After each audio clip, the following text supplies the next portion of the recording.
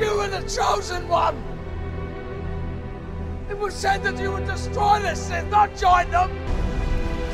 I hate you!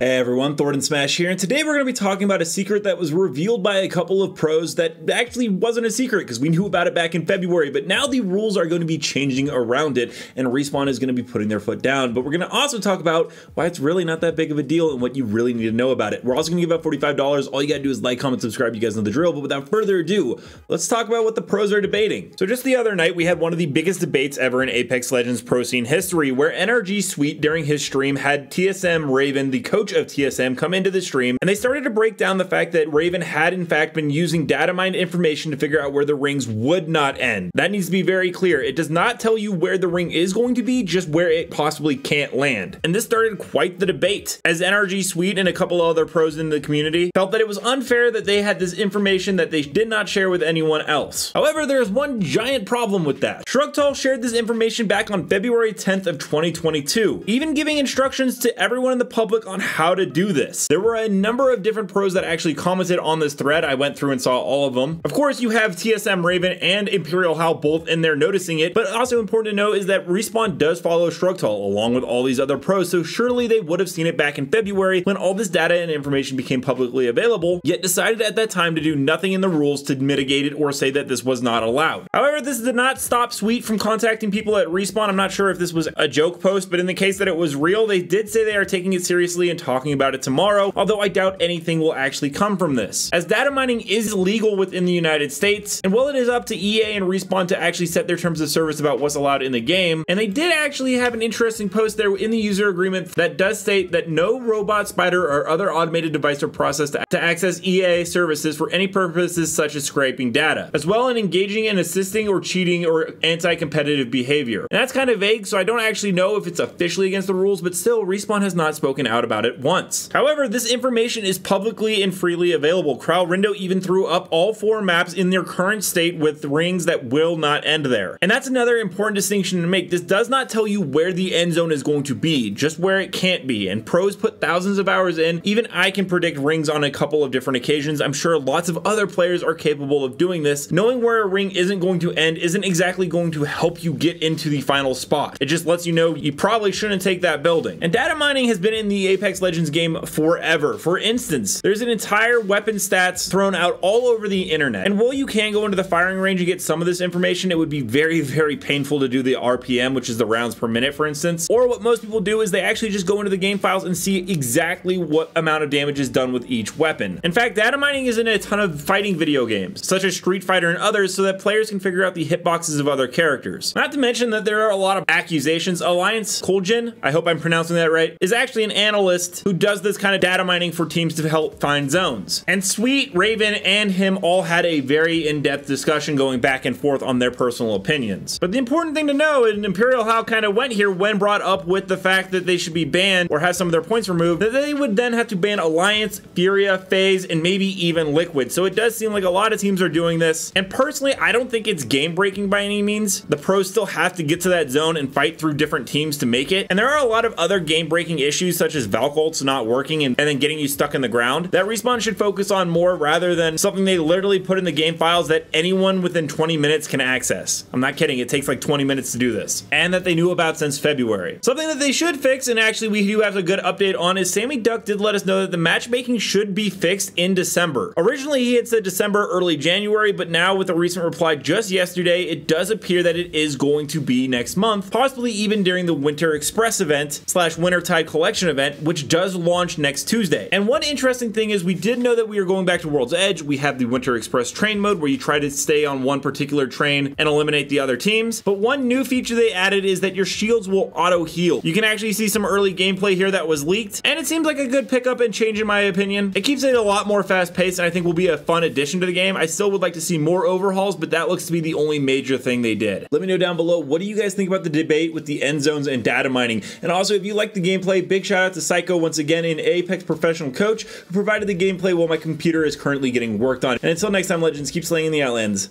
I'll see you out there.